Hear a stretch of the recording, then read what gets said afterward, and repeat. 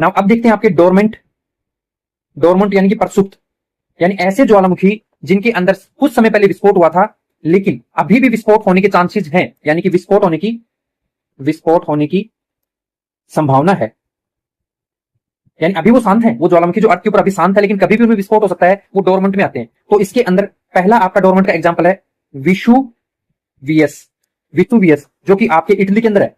Italy वाला ज्वालामुखी है Vesuvius, जो कि डोरमेंट परसुप्त जो आपका ज्वालामुखी है उसका एग्जांपल है। ठीक है, इसको याद करने की आपकी ट्रिक क्या है? टल्ली हो गया तो सुसु लग गया,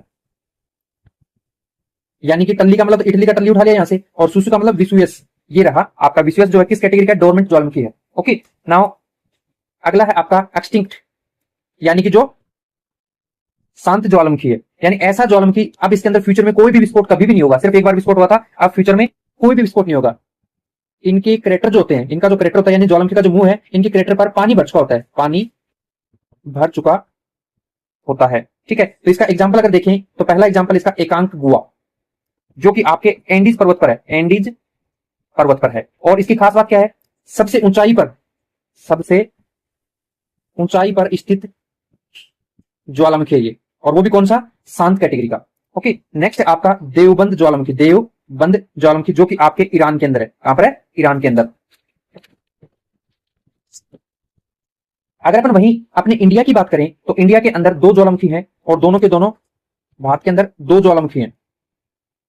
दोनों के दोनों हमारे कहां पर है? अंडमान निकोबार में, अंडमान निकोबार के अंदर है।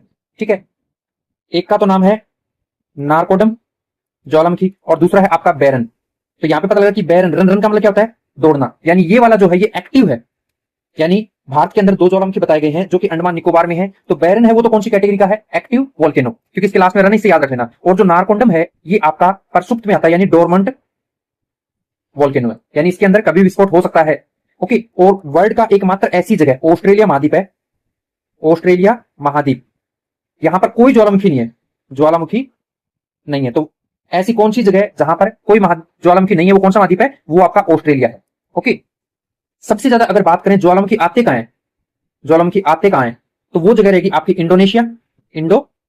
अगर अपन बात करें भूकंप कहां पर ज्यादा आते हैं, तो आप याद रख लेना वो रहेगी आपकी जापान। जापान में भूकंप ज्यादा आते हैं, जबकि इंडोनेशिया में आपके ज्वालामुखी जाता है। तो याद रखना। नेक्स्ट पॉइंट में आपको बता देता हूं कि पृथ्वी के नीचे द्रवित सेल है, यानी कि पृथ्वी के नीचे जो कैसे पहाड़ है, लिक्विड फॉर्म में जो पहाड़ है, उन्हें क्या कहते हैं? यानी कि पृथ्वी के नीचे द्रवित सेल क्या कहलाते हैं? तो मैंने बताया था ना कि ज्वालामुखी के अंदर जो लिक्विड फॉर्म आती है उसे क्या कहते हैं? उन्हें मैग्मा कहा जाता है। क्या कहा जाता है? मैग्मा। तो इस तरीके से आपके ये ज्वालामुखी वाला पार्ट कंप्लीट हो जाता है।